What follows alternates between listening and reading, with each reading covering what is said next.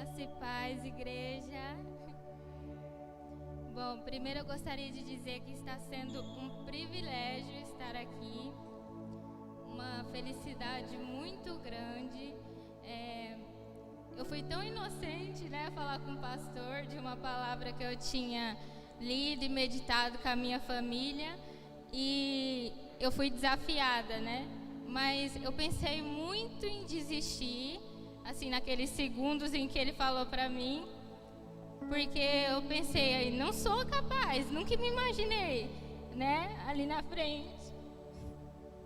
Mas eu me lembrei de uma frase que disse que Deus, Ele não escolhe os capacitados, Ele capacita os escolhidos. E eu aceitei e falei, eis-me aqui, E é uma palavra que para muitos pode ser simples, Mas que para mim trouxe muitos ensinamentos, além de não desejar o mal ao próximo, Porque a palavra que eu trouxe hoje é: o feitiço vira contra o feiticeiro, em que Deus, através da palavra, Ele prova, que todo mal que nós lançamos para o nosso irmão pode sim voltar para nós. Então, porque o nosso papel nunca é amaldiçoar o próximo, como Deus diz lá em Romanos, no capítulo 12, versículo 14,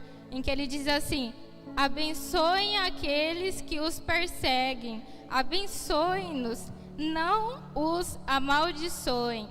Então, o nosso papel é perdoar e abençoar. Nunca foi se colocar no papel de juiz na vida do nosso irmão, porque nós somos iguais a ele, só erramos de formas diferentes.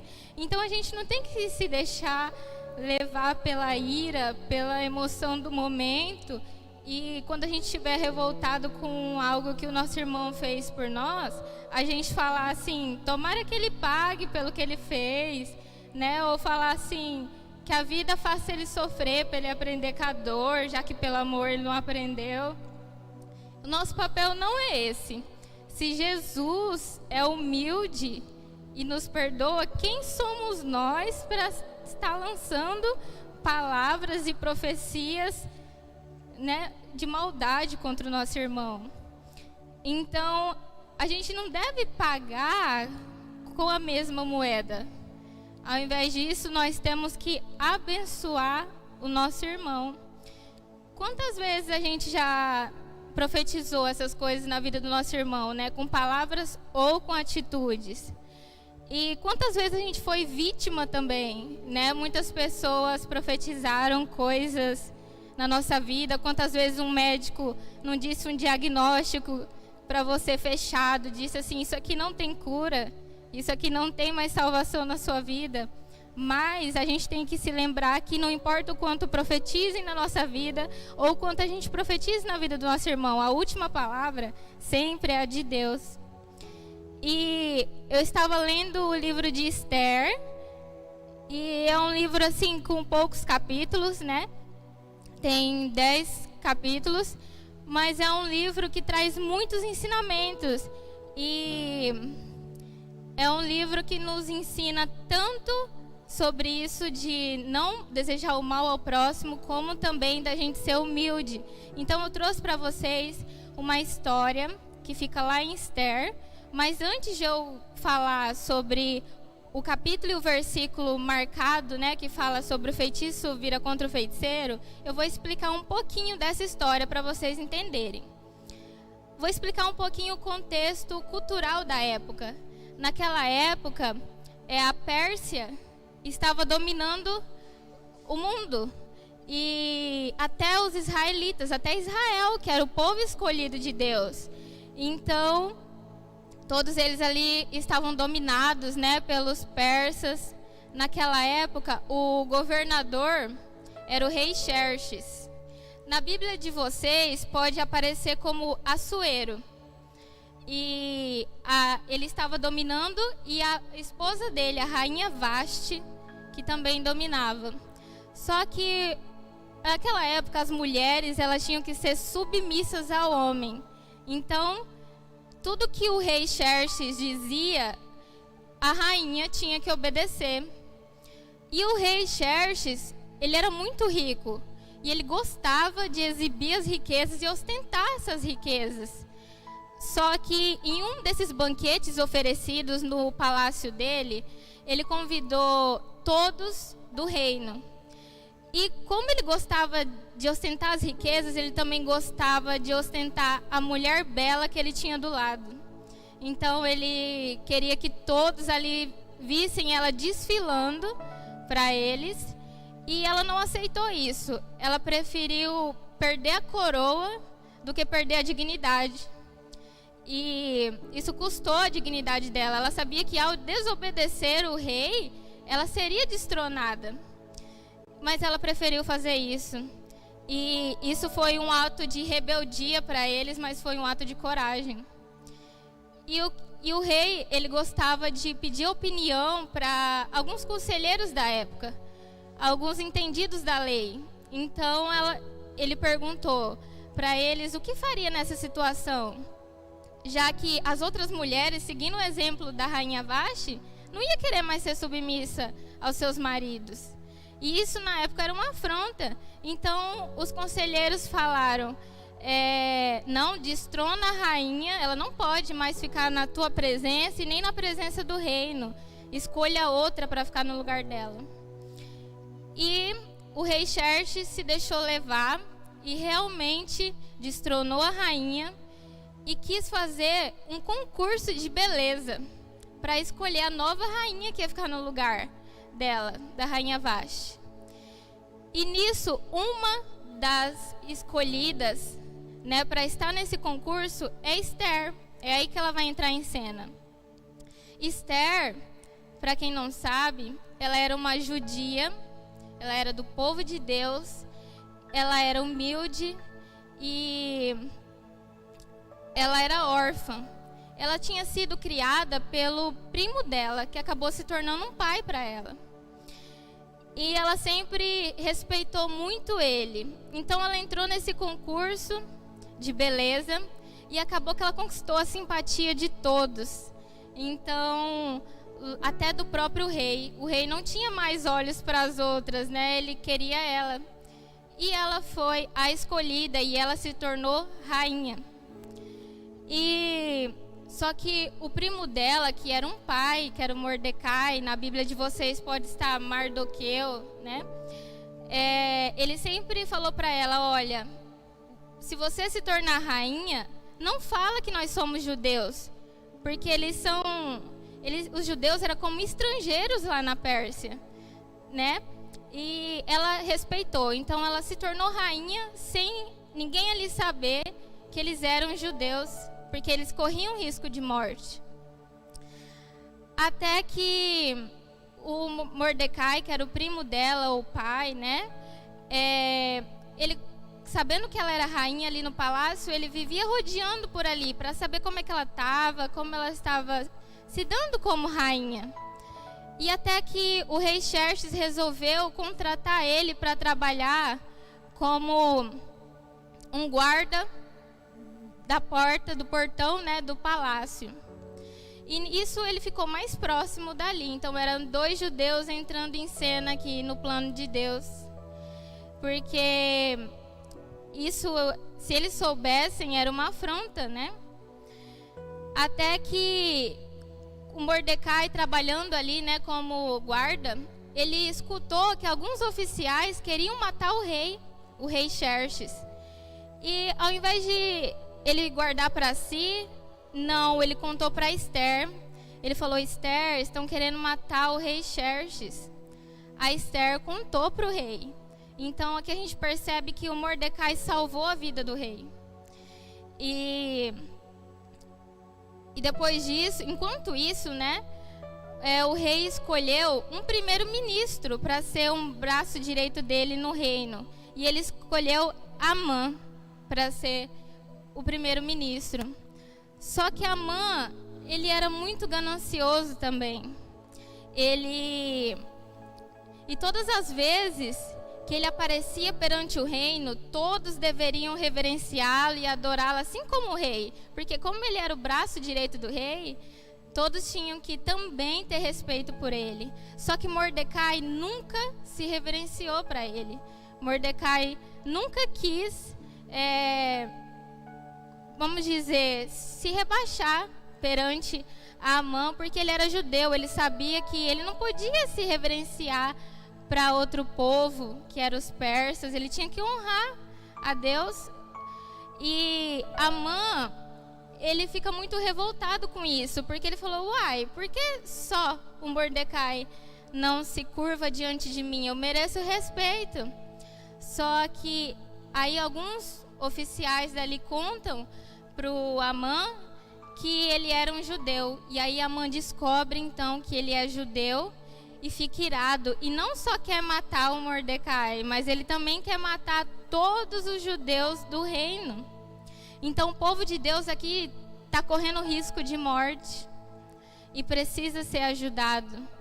Então o Amã, ele planejou até o dia e perguntou para o rei se ele podia fazer um decreto e para o rei assinar esse decreto, escolhendo a data, né, o mês e o dia, para exterminar todos os judeus do reino e matar Mordecai. E nisso, ele faz o decreto, espalha por todo o reino. Então imagina como os judeus não ficam sabendo que o dia da morte deles ia chegar. O povo de Deus estava abalado. O Mordecai, sendo judeu, ele, de tanta tristeza, ele rasgou as vestes e jogou cinzas na cabeça. Porque pensa nós no lugar deles, né? Sabendo que nós, povo de Deus, vamos ser mortos pelos inimigos. Só que Mordecai, mesmo no desespero, ele não se deixou levar só pelo medo. Ele pensou: Esther está lá dentro do palácio, ela pode nos ajudar. Mordecai nunca se esqueceu do propósito que tinha na vida de Esther. Esther muitas vezes nem sabia que ela tinha esse propósito ao Deus colocar ela como rainha. Talvez a gente nem se dá conta, às vezes, do lugar que Deus nos coloca, né? Às vezes Ele permite a gente passar por provações, permite a gente ir para lugares estrangeiros, né? Sair da zona de conforto, se sentir ameaçado, para Deus nos colocar, às vezes, em lugar de honra e mostrar que Ele tem um propósito para a vida de cada um. A gente não está aqui a passeio, a gente está aqui por um propósito. E a Esther fica sabendo que todos os judeus vão ser mortos, ela fica sabendo que Mordecai, que era quem criou ela, também seria morto por ser judeu, e ela fica aflita. E ela manda um dos eunucos, fala eunuco, que é um daqueles que ficam ali ajudando ela, servindo, né, arruma cabelo, dá comida. Então ela tinha esse eunuco que cuidava dela, e ela manda ele ir atrás de Mordecai para saber como Mordecai estava, porque ela estava preocupada com ele, não sabia o dia que iam matar todos os judeus. E esse homem vai até Mordecai. Mordecai está vestindo roupas grosseiras, como fala na Bíblia, que quando se vestem assim é sinal de tristeza, né? Ele estava triste, sim. E Mordecai falou para o homem, né? Falou assim: olha, leva para Esther a cópia desse decreto falando que vão nos matar. E fala para ela fazer alguma coisa. E daí esse homem vai até Esther, dá o recado, mostra para Esther, né, o decreto, até o dia que estava dizendo que ia exterminar todos os judeus. E Esther lê, só que Esther fala assim: como que eu vou mudar alguma coisa nessa história? Sendo que se eu for falar com o rei, eu posso correr risco de morte. Né, porque só podia entrar no palácio ou na sala do rei quem ele permitisse. E ela ficou com medo de o rei não querer a presença dela e matar ela, né? Só que Mordecai não desiste. Ele manda de novo um recado para Esther. E ele fala assim, lá no livro de Esther, capítulo 4, versículo 13. Ele fala assim: não pense que você, por morar no palácio, entre todos os judeus escapará da morte. Você também é uma judia. Não é porque você está morando no palácio e é rainha que você vai escapar da morte. E ele acrescenta lá no versículo 14, ele diz: mas quem sabe, talvez você tenha sido feita rainha justamente para ajudar numa situação como esta. Então Mordecai aqui, ele enxerga o propósito de Deus na vida de Esther. Mesmo ela não se dando conta que ela poderia ser a única que poderia salvar o povo, ele relembra ela. Ele fala assim: Esther, quem sabe você, sendo rainha, feita rainha, está aí justamente para nos ajudar e salvar o seu povo. Então a gente percebe aqui que Deus tem um propósito sempre nas nossas vidas. Quem diria que uma judia se tornaria uma rainha num reino estrangeiro, né? Um reino persa. E a Esther, então, ela aceita. Ela fala: não, eu vou tentar falar com o rei e vou tentar pedir para ele, para salvar o nosso povo. E ela pensa: vou preparar um banquete com o rei e com Amã, que é o primeiro-ministro, que é o braço direito do rei, porque o rei indo, o primeiro-ministro também poderia ir, né, nesse banquete. Já fazia parte do propósito de Deus aqui. E ela convida então os dois para esse banquete, eles aceitam e vão. Chegando lá, Esther se alimenta com eles. O rei pergunta qual é o propósito daquele banquete ter sido realizado. Ela não fala. Só que ela fala: vamos preparar outro. No outro banquete eu conto para vocês qual é a minha vontade. Saindo desse primeiro banquete, né, Amã sai todo feliz, falando: poxa, se Esther convidou o rei e me chamou também, que eu sou o primeiro-ministro, né? Então é sinal de que eu sou bem visto em todo o reino e eu também sou poderoso, assim como o rei. E Amã conta à esposa dele, fala: olha, eu estou muito feliz que eu fui convidado para esse banquete, mas tem uma coisa que me incomoda. O Mordecai, aquele judeu, ainda está vivo. Ele me tira a felicidade, eu tenho que fazer alguma coisa para acabar com isso. E a esposa dele dá a ideia dele construir uma forca para matar o Mordecai. Além de já ser exterminado os outros judeus, ela dá a ideia dele matar Mordecai na forca. E Amã, ele gosta da ideia, porque ele é muito mau, e ele manda construir essa forca, e essa forca é construída. Chega o dia do segundo banquete que a Esther vai oferecer e chamar o rei, Xerxes, e o Amã, o primeiro-ministro. E os dois, ali junto com a Esther, se alimentando, o rei pergunta para Esther: Esther, o que você quer que eu faça por você? Qual é o propósito desse banquete? E a Esther resolve contar.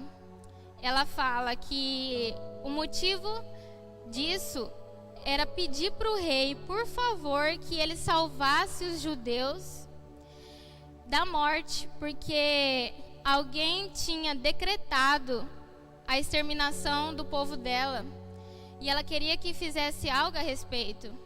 E o rei Xerxes pergunta: quem foi que fez isso? E ela vira para a mãe e fala: ele, nosso inimigo. E o rei, como sempre gostava muito de Esther, e como Deus tem um propósito, né, ele entra até na cabeça de um rei persa e faz ele enxergar na Esther, uma judia, um propósito. Então, o rei concorda com Esther. Ao invés de ele falar: não, o meu primeiro-ministro, não vou fazer nada contra ele, né? Porque era do mesmo povo, é persa. Mas não, ele olha para Esther e fala que ele concorda com ela e que ele vai sim ajudar a salvar o povo de Deus. E Amã ali desesperado, porque sabia que o rei ia fazer alguma coisa contra ele, ele pede socorro para Esther, fala: não deixa que façam nada comigo, né? E Esther já não pode mais fazer nada, ela quer salvar o seu povo. Então o rei chama alguns oficiais para levarem Amã dali e matar ele. E olha só, é aqui que a gente percebe que o feitiço vira contra o feiticeiro. A forca que Amã construiu para matar Mordecai, o judeu, vai ser usada agora para ele ser morto. Então,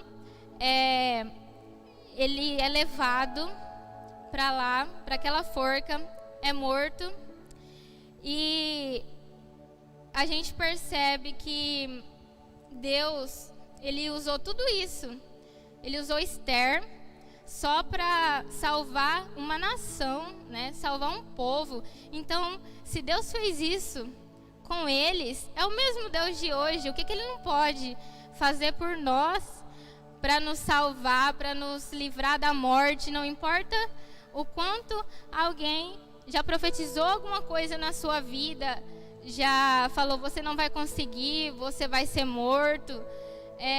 Deus faz uma reviravolta e te dá a vitória. Então, além de tudo isso, Deus fez com que o rei Xerxes fizesse outro decreto desfazendo aquele. E naquele decreto ele dá o direito agora aos judeus de que se alguém fosse contra, se alguém fosse querer matar os judeus, eles podiam se defender dos inimigos. Então o povo de Deus é salvo.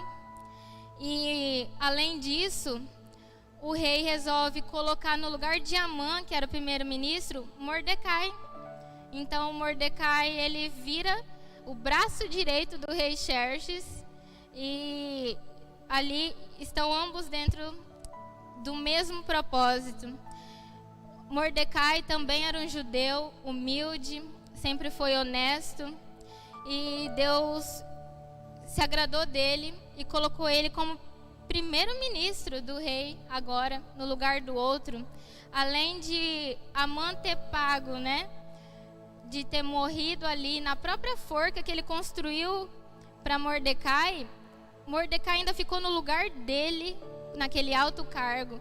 Mordecai passou de um simples porteiro do palácio para primeiro-ministro do rei.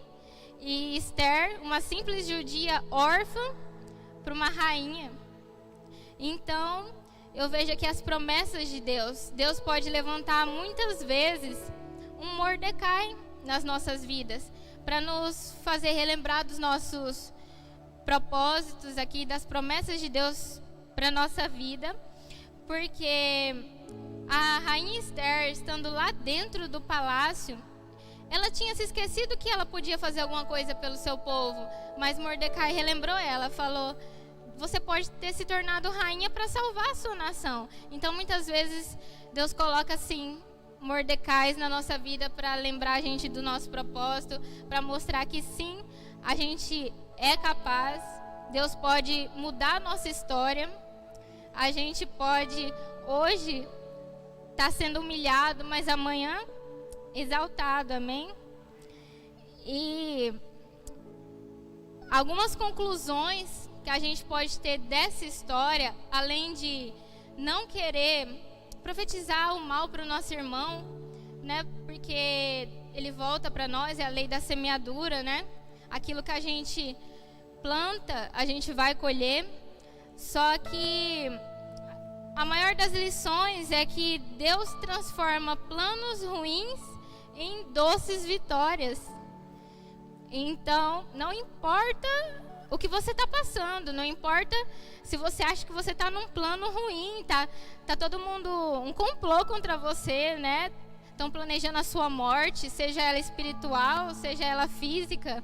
Estão tentando afundar seus sonhos. Não importa. Deus move céus e terra e pode mudar a sua história. E você precisa aguentar firme ter fé e ser humilde. Porque em nenhum momento Mordecai ali deixou de ser humilde. Em nenhum momento ele quis se revoltar, né? Ele quis fazer justiça com as próprias mãos. A gente tem que entregar para o Senhor, porque Ele é quem é o nosso juiz. A gente não deve fazer justiça com as nossas próprias mãos, né? Outra lição muito importante é que Deus usa pessoas humildes. Ele usou Esther e Mordecai, que eram humildes. Eu gosto muito de uma frase que diz assim: Deus levanta pessoas comuns para cumprir seus propósitos. Ele não pede que sejamos extraordinários. Ele só pede que estejamos dispostos. Amém? Então, quem diria que uma judia órfã viraria uma rainha? Um judeu que era um guarda do palácio viraria um primeiro-ministro? Mas a humildade os exaltou em algum momento, né? E até eu falo por mim, quem diria que eu estaria aqui hoje, né?